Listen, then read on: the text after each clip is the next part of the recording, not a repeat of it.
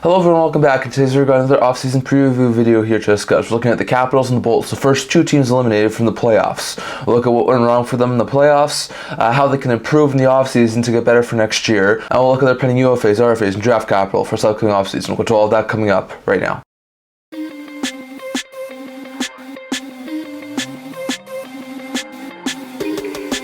Hello everyone, welcome back to another video here at the Internet Talking Channel. Before we begin this video, don't forget to like this video and subscribe down below. Thank you all for your support and I will too with all of you guys. So if you haven't already, don't forget to subscribe button down below and don't forget to leave a comment in the comment section below so we can discuss today's video. Now, in today's video, we got our first off-season preview video for teams who are actually in the playoffs. So we have 5 at this point in time, teams who have been eliminated from playoff contention, and there should be more in the not too distant future. We'll get to all the other off-season preview videos over the next week or two for teams who are eliminated in first round, but we'll start with the first two teams eliminated in round 1, and that's the Washington Capitals and the Tampa Bay Lightning. Now, I was expecting the Capitals and Lightning both to be bounced in the first round. In my predictions for the playoffs, I predicted the Panthers to beat the Bolts in 6. I predicted the Capitals to lose in 5 to the Rangers. It wound up being that the Rangers swept the Capitals and that the Panthers won in 5 games. So they're definitely shorter series than I was expecting, but still the Rangers and the Panthers did move on. So bad stuff there for the Capitals and Lightning. So we'll start with the Capitals, who were the first team eliminated, got swept over last Sunday.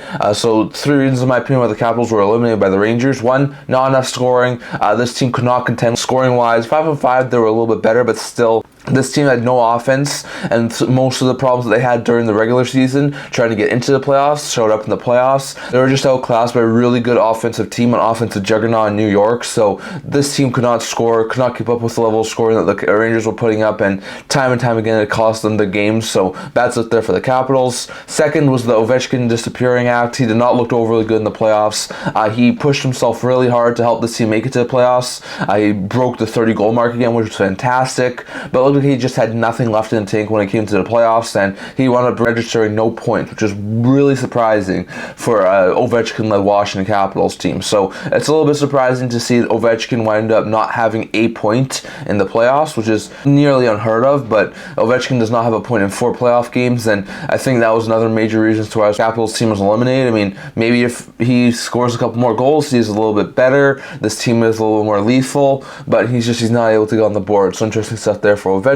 And third was the fact that this team was not even supposed to be there. The Capitals were a team who was supposed to be a rebuilding team. They sold off pieces at the deadline, moving guys like Kuznetsov and Mantha for draft picks. This was the team who was supposed to sell off pieces and rebuild and start to tear its things down. Instead, they sort of retooled on the fly, got some more younger players in the lineup, looked pretty good, and were able to finish off the stretch getting into a playoff spot, which was a really big win for that team this year. But this was a team who was not supposed to make the playoffs, and you could see that in the playoffs. They were outclassed and outmatched by a team like the New York Rangers. So interesting stuff there, but the Capitals, once again, another first round exit for them, and after barely sneaking into the playoffs, they do end up missing and getting eliminated. So interesting stuff there. Going over to the pending UFAs, RFAs, and draft capital for the Capitals for this upcoming offseason. For the UFAs, not a whole bunch of players here on this list. You have Max Pacioretty, who had 4 goals and 23 points in 47 games. Looked like a pretty good player after coming off of his Achilles injury. I think Pacioretty could be a solid middle 6 winger. Maybe he comes back on a 1-year deal, but I'm not sure about that. You also have depth forwards, Nicholas Aube-Kubel and Matthew Phillips.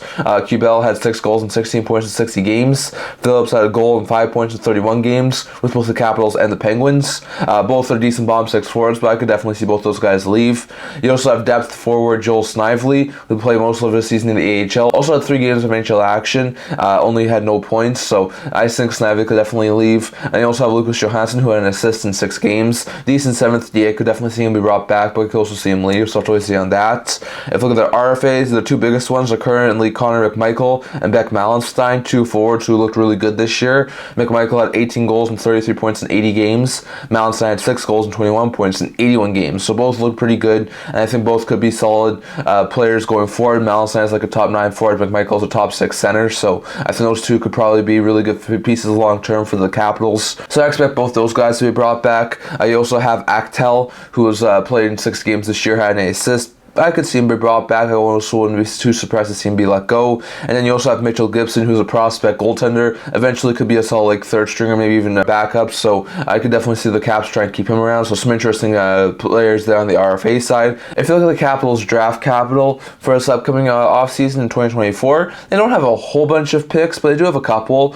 They have their own 1st, 3rd, 4th, 5th, and 6th, so they don't have any seconds of their own or 7th of their own, but they do have the 9th second-round pick for this upcoming offseason, and they also have the Islanders and Bruins 3rd-round pick for this upcoming offseason. So, like we said, not a whole bunch of draft capital, but they do have no 7th-round picks for this upcoming offseason, but they do have a couple of extra 3rd-round picks, so decent enough there. They do still have 5 picks in the first 3 rounds, which is pretty good, and I think that they should be able to be using those picks really wisely. So they have a decent amount of draft capital with 8 picks in this year's 2024 draft at this current point in time, so some pretty good stuff there for Washington. And 5 ways I can see that the Capitals improve in the offseason to get better for next year. First, they need to add some more youth to this team.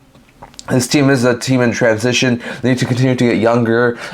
Lapierre got into some NHL games this year. I expect him to be a consistent NHL forward next year. Ivan Miroshnichenko got into some NHL action this year. I could definitely expect him to be a solid NHL forward next year, potentially even in the top 6. You got Vincent Iorio on the defensive end. Got some time on the 3rd pair. I could definitely see him be a consistent NHL defenseman next year. There's probably a couple of other guys. You have some younger players like Andrew Cristal, who I wouldn't be overly surprised if he made the NHL next year. There's also he's not going to make it next year, but maybe towards the end of the season next year. They get Ryan Leonard over from the NCAA. That's a possibility. He could be a really big boost late in the season next year. So we'll have to wait and see exactly what happens there, but I think the Capitals need to continue to add some more youth to this team. And McMichael was a really good piece. Protas was a really good piece this year. I think if they can continue to add some more younger pieces, this could be a really good piece there for the Capitals. They need to move Kemper and get a short-term backup. I think long-term, they could have a future of a tandem of Charlie Lindgren and AHL goaltender Clay Stevenson, but I think Stevenson still needs maybe 1 or maybe 2 more years over in the AHL, so I'm not sure he's ready for the backup role just yet. So I think if the Capitals can move Kemper, he did not look overly good this year, lost a starting job to Lindgren. I don't think the Capitals want to be paying backup $5.25 million, so if they can move Kemper to a new team, I know there's a lot of teams hungry for a goaltender right now, such as teams like LA, Seattle, Ottawa, etc. So I think there's a very likely possibility that we could see Kemper move.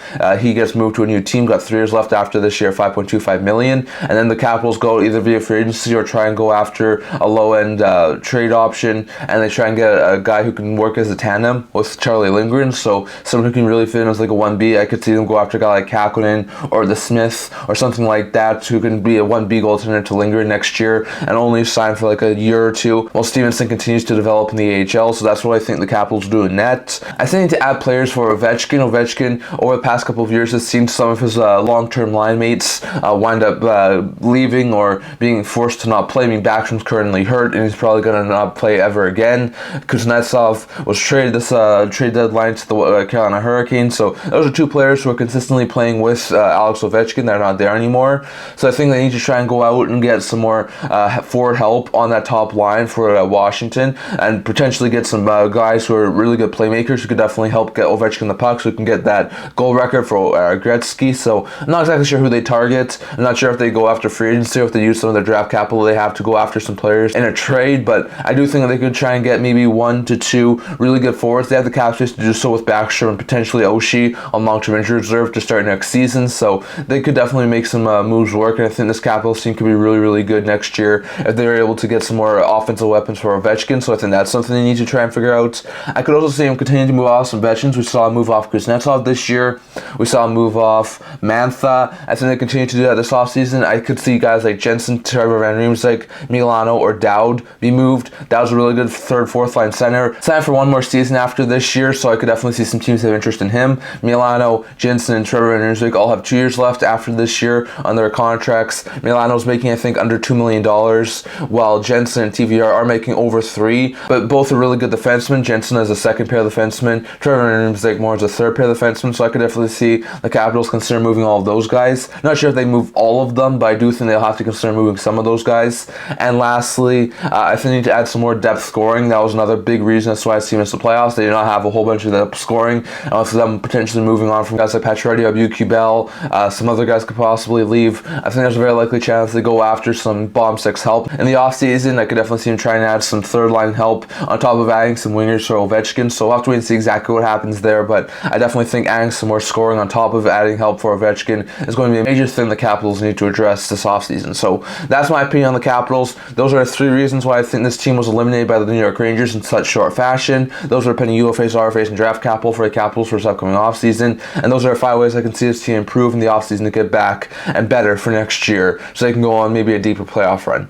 Next, going over to the Tampa Bay Lightning. Now for Lightning, like I said, I was expecting them to be eliminated by the Panthers, not in such short fashion. I thought it would be a 6, maybe 7 game series. It wound up being a 5 game series. It was not like the Bolts were outclassed or anything. These were all pretty close games, except for games 4 and 5. But it was just the Panthers were the team who was hungrier and looked a lot better. So Bolts ended up going out in 5 games. The 3 reasons why I think the Bolts were eliminated by the Panthers. 1, their depth is gone. The depth that helped them win so many championships, get to 3 straight Stanley Cup finals, is gone now. I mean, a couple of years ago, they had that amazing third line of Yanni Gourde, Blake Coleman, and Barclay Goodrow that helped them get to Stanley Cups. They had a solid fourth line of guys like Perry, Belmar, Maroon, who really helped them get to Cup finals.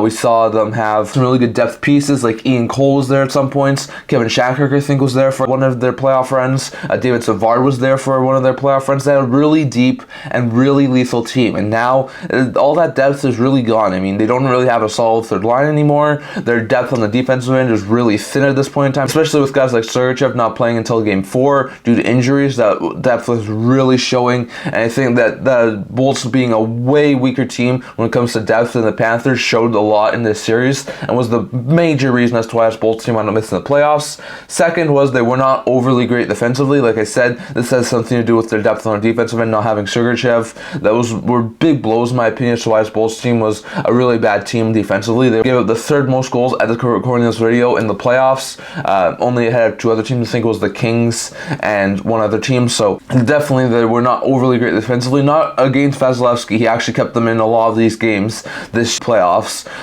He wasn't as shaky as he was last year against Toronto, but still, this team was not overly great defensively and was a major reason as to why this team wound up bowing out in the first round. And second was the depth scoring was not there. So like we talked about in the first part, the depth scoring was not there. This team had a lot of really good offensive showings from guys like Nikita Kucherov, who was over a point per game. Stamkos was a goal per game and looked fantastic. Point was really good. Cirelli was really good. Paul scored clutch moments.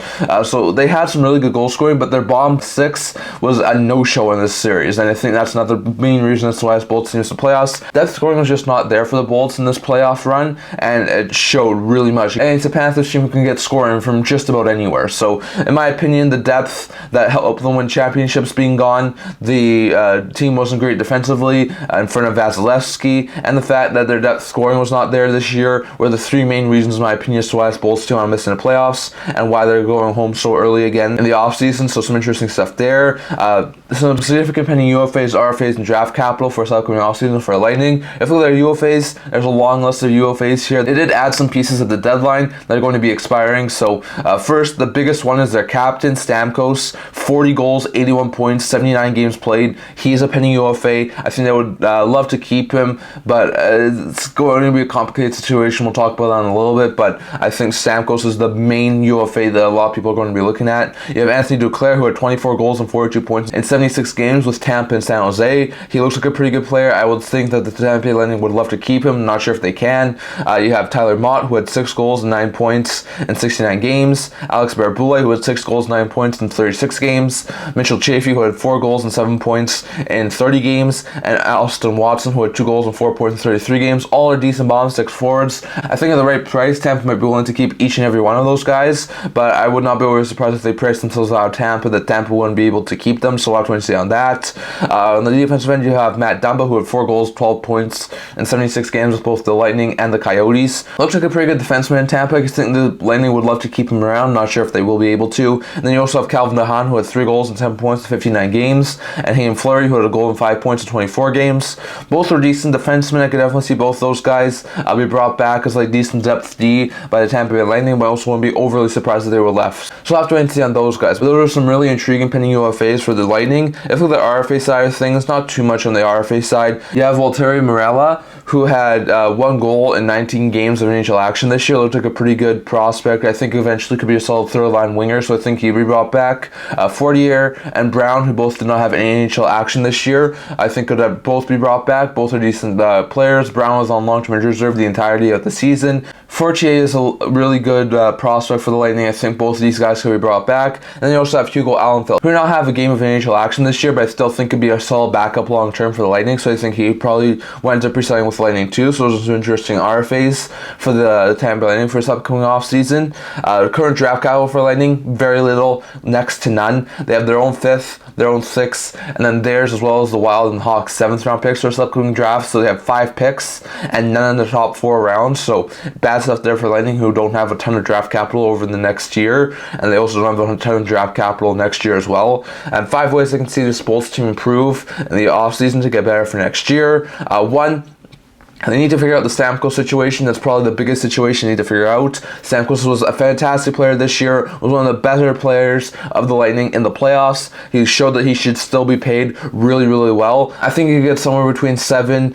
and 8, maybe $8.5, $9 million on the open market, but I'm not sure if the Lightning are willing to pay that much, especially for a player who's nearing his 35 years old. So I do wonder if the Bolts try and keep him, or if the Bolts consider moving on from him. It's going to be an interesting situation to watch out for, but he showed this year that he's a really good player. He wants to remain in Tampa. I think there was a pathway there for him to stay in Tampa, but we'll have to wait and see. I think they need to find some way to free up cap space. There's not a whole bunch of options here for the Lightning to free up cap space. They only have $12 million in projected cap space for next year, and if Stamkos signs for about $7 to $8 million per season, then they're going to have around $4 million to bring in players to fill in their holes that are on that team. So I'm not exactly sure if they'll be able to do it cap-wise. So I think there's a very likely possibility we could see some players be moved. 3 names that come to mind. One is Tanner Jeannot. Will Chelsea scratch a couple of times, even into the playoffs. Makes over $2.5 million. I could see him be moved. Connor Sherry, who has 2 years left at $2 million a season. I could see him trying to be moved.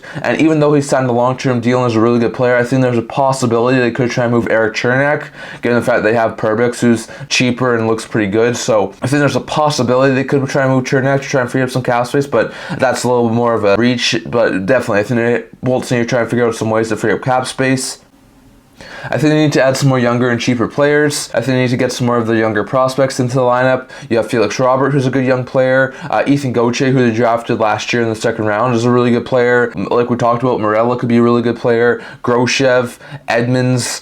They also have Jack Finley. As soon as he's able to come over from college, Isaac Howard could be a really good fit there for the Lightning. On the forward group, on the defensive end, you have guys like Crozier and Carlisle, who got into NHL action this year. Wilberg actually carved himself out quite a nice role in the 3rd pair this year for the Lightning. So there's definitely a couple of players on the defensive end I think they could definitely try and target to bring into the lineup next year. So we'll have to wait and see on that. But I think this Bolts team needs to add some more youth to this team as they're starting to become a little bit more older team. So I think adding some more younger players to this team could be really beneficial to them. I think they need to add a solid top 4D. Dumba could be leaving. We talked about the Han and Fleury potentially leaving. If they move on from Chernak, they don't really have a ton of solid top 4 defensemen. They have Hedman, they have Sergachev, who are really good defensemen. Radish and Perbix, who on most teams will be 3rd pair defensemen, can be suitable as like 2nd pair defensemen in Tampa. But I think this team needs some more top 4 upgrade. There was a lot of talk of them going after Noah Hanifin and extending him at the deadline. That never happened. He's now in Vegas long term. So I think they need to go out either via free agency or via trade market and try and figure out a way to get some more top 4 defensive upgrade. Not exactly sure who they would target. Maybe they try and go after a guy like Montour or Gossesbear or something like that, or Carey in free agency, or maybe try and target someone on the trade market. But I think this Bolts team needs some more top 4 upgrade. And I think on top of that, they need to add a couple more top 9 forwards. Like we said, Duclair could be leaving, especially if Stamkos is leaving. This team could have some really big holes on the forward group. So I think if they do move on from Stamkos, and especially even if they don't, if Duclair leaves, if there's a couple of other guys who leave, if they move on from guys like Jeannot or Shearer, I think this team could definitely use some more top 9 forwards. I think they need to try and get some who are more cost controlled, but can really provide some really good value for that team. So we'll have to wait and see exactly what happens there. But I think if they can add some more top 9 forwards and get a little bit more depth scoring next year, I think they could be in a really better position than they were this year. So that's my opinion on the Tampa Bay Lightning. Those are the 3 reasons why I think this team was eliminated by the Panthers. Those were the RFAs, UFAs, and draft capital for this upcoming offseason for the Bolts. And those were the 5 ways I think the Lightning can improve in the offseason to get better for next year and go on a deeper playoff run. So that's my opinion on the Lightning and the Capitals. I'd love to hear your guys' thoughts on all this down in the comment section below. What do you think about my opinion on the Lightning and Capitals? Do you agree with me as to why those 2 teams wound up being eliminated from playoff contention? Do you agree with the ways I think they can improve in the offseason to get better for next year? And what do you think about their pending UFAs, RFAs, and draft capital for this upcoming offseason? Definitely, if you guys thoughts on all that, down in the comment section below. That's what I'm going to talk about for today. Remember to like this video, and if you'd like to subscribe down below. Thank you for your support. I would have never been able to do this with all of you guys, so if you haven't already, don't forget to subscribe button down below, and don't forget to leave a comment down in the comment section below discussing all discussing today's video. I also do a blog talking about news, rumors, analysis, stuff like that, so if you check that out, leave a link in the description below, and kind of see you guys all for next video. See you guys soon.